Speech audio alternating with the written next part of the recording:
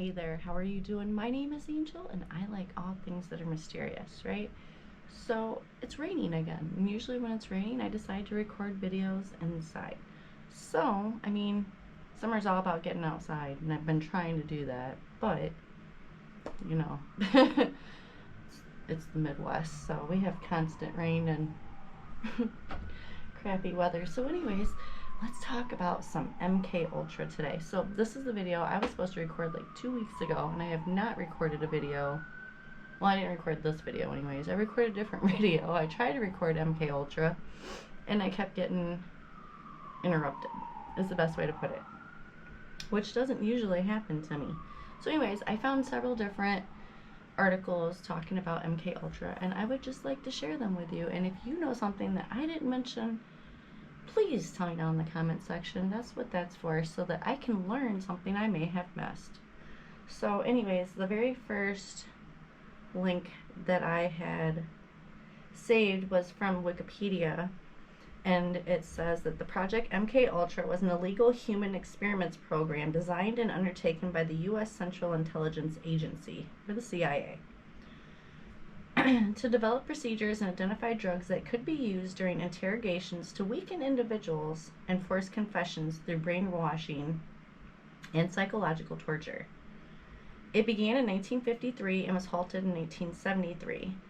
MK Ultra used numerous methods to manipulate its subjects' mental states and brain functions, such as the covert administration of high doses of psychoactive drugs, especially LSD. And I do know that LSD was a big part of the MK Ultra program. And other chemicals about the subject's consent. Additionally, other methods beyond chemical compounds were used, including electroshocks, hypnosis, sensory deprivation, isolation, verbal and sexual abuse, and other forms of torture. I don't understand why they want to torture people. They think that if they torture them that they're going to do what they want. But if you just treated them with some kindness, you know, I don't really understand the whole thing here. Like, let's torture somebody. You're going to torture them to death. They're not going to tell you anything. There's that. Let's see. MK Ultra was preceded by Project Artichoke. Now, I know that's on my list. Let me make sure that's on my list. Hold on. Yep, it's on there. So, you don't have to worry about that now. I'll just cut out all the other stuff. Anyways, it was organized through the CIA's Office of Scientific Intelligence and coordinated with the United States Army Biological Warfare Laboratories. The program engaged in illegal activities, including the use of U.S. and Canadian citizens as unwitting test subjects. MK Ultra's scope was broad, with activities carried out under the guise of research at more than 80 institutions aside from the military, including colleges and universities, hospitals, prisons, and pharmaceutical companies. The CIA operated using front organizations, although some top officials at these institutions were aware of the CIA's involvement. MK Ultra was revealed to the public in 1975 by the Church Committee of the United States Congress and Gerald Ford's United States President's Commission on CIA Activities within the United States, the Rockefeller Commission. Investigative efforts were hampered by CIA Director Richard Helm's order that all MK Ultra files be destroyed in 1973. The Church Committee and Rockefeller Commission investigations relied on the sworn testimony of direct participants and on the small number of documents that survived Helm's order. In 1977, a Freedom of Information Act request uncovered a cache of 20,000 documents relating to MK Ultra, which led to Senate hearings. Some surviving information about MK Ultra was declassified in 2001. So that was the first link I had found. The second one, oh, this is also Wikipedia, so nope, that's not going to do me good either. Oh, so this one is from the cia.gov website. Oh, that's right. I think this is where I got to last time, and you can't really read it. It's like they took a picture of something laying like this. It looks all weird, like slanty. I don't know. I'll overlay it. I'm not going to read it, though. It's not worth it. So anyways, that was their MK Ultra. You can't read it. Anyways, the History.com website says the CIA's appalling human experiments with mind control. And it says on April 10th, 1953, Allen Dulles, the newly appointed director of the CIA, delivered a speech to a gathering of Princeton alumni. Though the event was mundane, global tensions were running high. The Korean War was coming to an end, and earlier that week, the New York Times had published a startling story asserting that American POWs returning from the country may have been converted by communist brainwashers. Some GIs were confessing to war crimes like carrying out germ warfare against the communists, a charge the U.S. categorically denied. Others were reportedly so brainwashed that they had refused to return to the United States at all. As if that weren't enough, the U.S. was weeks away from secretly sponsoring the overthrow of a democratically elected leader in Iran. Dulles had just become the first civilian director of an agency growing more powerful by the day, and the speech provided an early glimpse into his priorities for the CIA. In the past few years, we have become accustomed to hearing much about the battle for men's minds, the war of ideologies, he told the attendees. I wonder, however, whether we clearly perceive the magnitude of the problem, whether we realize how sinister the battle for men's minds has become in Soviet hands, he continued. We might call it, in its new form, brain warfare.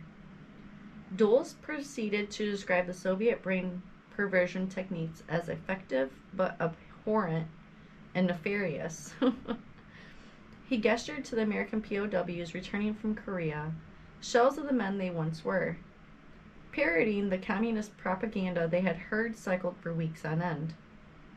He expressed fears and uncertainty. Were they using chemical agents, hypnosis, something else entirely? We were in the West, the CIA director conceded, are somewhat handicapped in brain warfare. This sort of non-consensual experiment, even on one's enemies, was antithetical to American values. Dulles insisted, as well as antithetical to what should be human values. Fear brainwashing and a new breed of brain warfare terrified and fascinated the American public throughout the 1950s, spurred both by the words of the CIA and the stories of brainwashed GIs returning from China, Korea, and the Soviet Union. Newspaper headlines like New Evils Seen in Brainwashing and Brainwashing vs. Western Psychiatry offered sensational accounts of new mind control techniques and technologies that no man could fully resist. The paranoia began to drift into American culture with books like The Manchurian Candidate and The Naked Lunch playing on themes of unhinged scientists and vast political conspiracies. But what we know about conspiracies is that usually there's some form of truth in there. It may not wholeheartedly be the whole truth, but that was started from something. You know, I'm just saying. The idea of brainwashing also provided many Americans with a compelling, almost comforting explanation for communism's swift rise, that Soviets used the tools for brainwashing not just on enemy combatants, but on their own people. Why else would so many countries be embracing such an obviously backward ideology?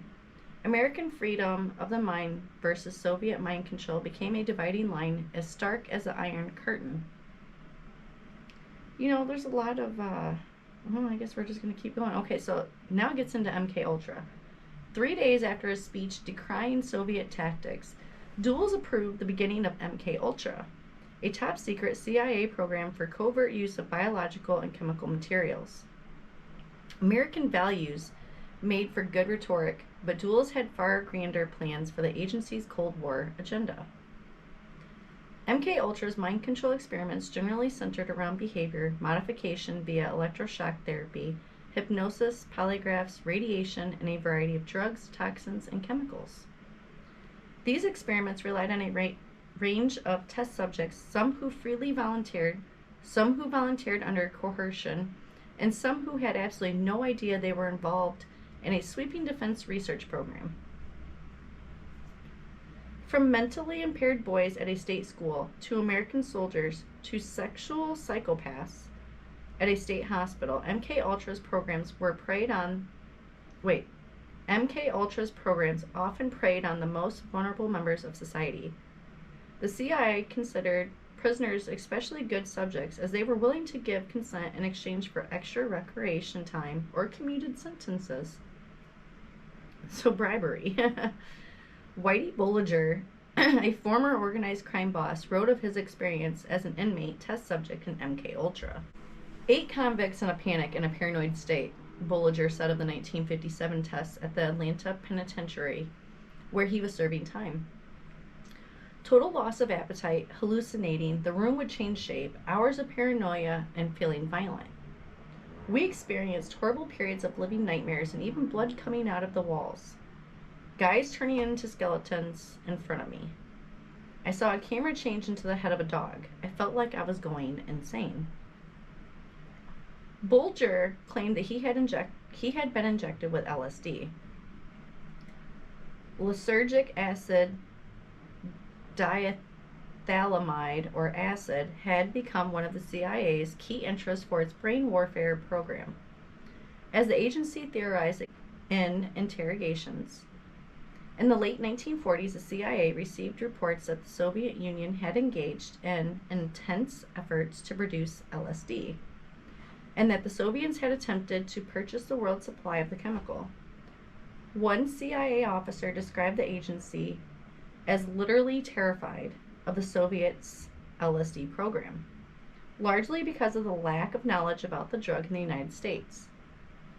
This was the one material that we had ever been able to locate that really had potential fantastic possibilities if used wrongly, the officer testified. With the advent of MK Ultra, the government's interest in LSD shifted from a defense to an offensive orientation. Agency officials noted that LSD could be potentially useful in gaining control of bodies whether they were willing or not. The CIA envisioned applications that ranged from removing people from Europe in the case of a Soviet attack to enabling assassinations of enemy leaders. You know, why is it that history always repeats itself?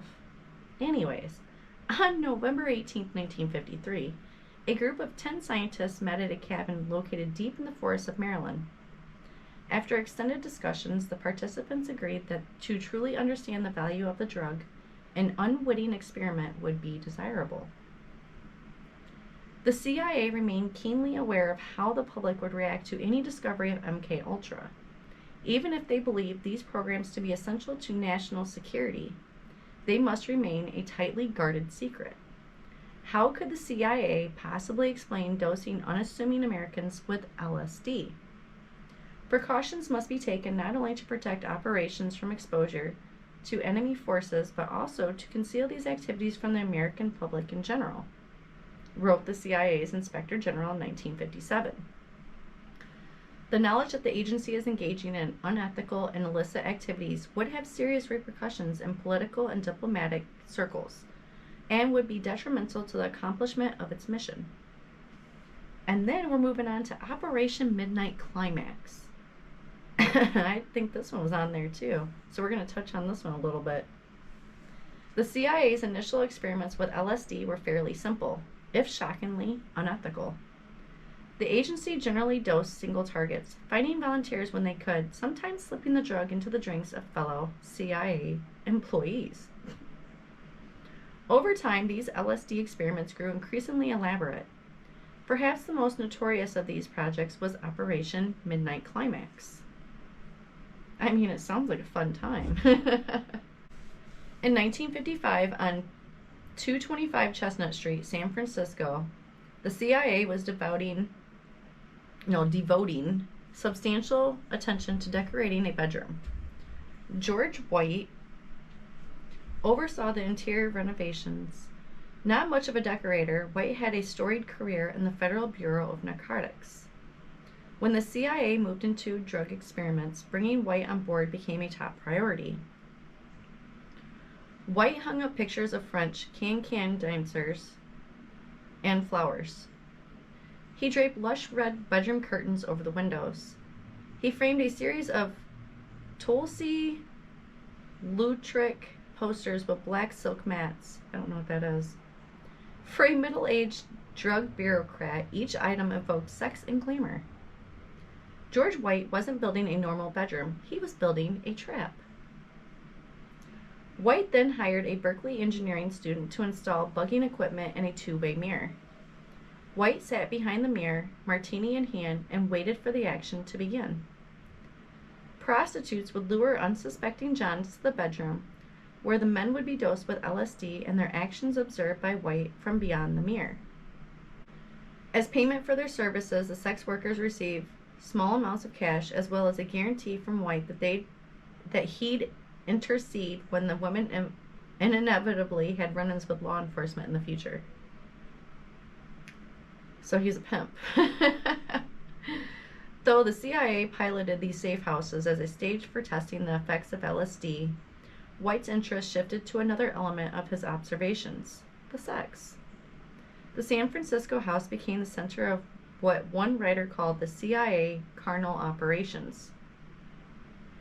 As officials began asking new questions about how to work with prostitutes, how they could be trained, and how they would handle state secrets. The agency also analyzed when in the course of a sexual encounter, information could best be extracted from a source, eventually concluding that it was immediately after sex. Wow. But perhaps unsurprisingly, much of White's actions were driven by pure voyeurism. I don't know what that is either. I toiled wholeheartedly in the vineyards because it was fun, White later said. I don't know what he means. Where else could a red-blooded American boy Where else could a red-blooded American boy lie, kill, cheat, steal, rape, and pillage with the sanction and blessing of the All-Highest? Dude, just admitting stuff right out the gate. I don't understand. Don't understand. Anyways, it moves on to the next one, which is the demise of MK Ultra. The CIA's experiments with LSD persisted until 1963 before coming to a fairly anticlimactic end.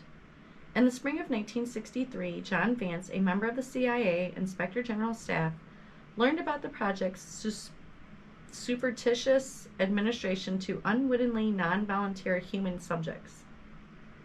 Though the MK Ultra directors tried to convince the CIA's independent audit board that the research should continue, the Inspector General insisted the agency follow new research ethics. The Inspector General insisted the agency follow new research ethics guidelines and bring all the programs on non-consenting volunteers to an end. In 1977, Senator Edward Kennedy oversaw congregation. Well, I don't know why it stopped recording, but here we are. So anyways, Congress brought in a roster of ex-CIA employees for questioning, interrogating them about who oversaw these programs, how participants were identified, and if any of these programs had been continued. The hearings turned over a number of disturbing details, particularly about the 1953 suicide of Dr. Frank Olson, an Army scientist who jumped out of a hotel window several days after unwittingly consuming a drink spiked with LSD. Amid growing criminalization of drug users, and just a few years after President Nixon declared drug abuse as public enemy number one, the ironies of the U.S.'s troubling experimentation with drugs appeared in sharp relief. But throughout the hearings, Congress kept hitting roadblocks. CIA staffers claimed that they couldn't remember details about many of the human experimentation projects or even the number of people involved. That's sick. That's how you know it's a lie. The obvious next step would be to consult the records, but that presented a small problem. In 1973, amid mounting inquiries, the director of MK Ultra told workers it would be a good idea if the MK Ultra files were destroyed. Citing vague concerns about the privacy and embarrassment of participants, the men who crafted MK Ultra effectively eradicated the paper record for one of the United States' most obviously illegal undertakings. A program born in secrecy would hold on to many of its secrets forever. And let's see, what else do I have? I don't think we're going to catch anything more than that, though.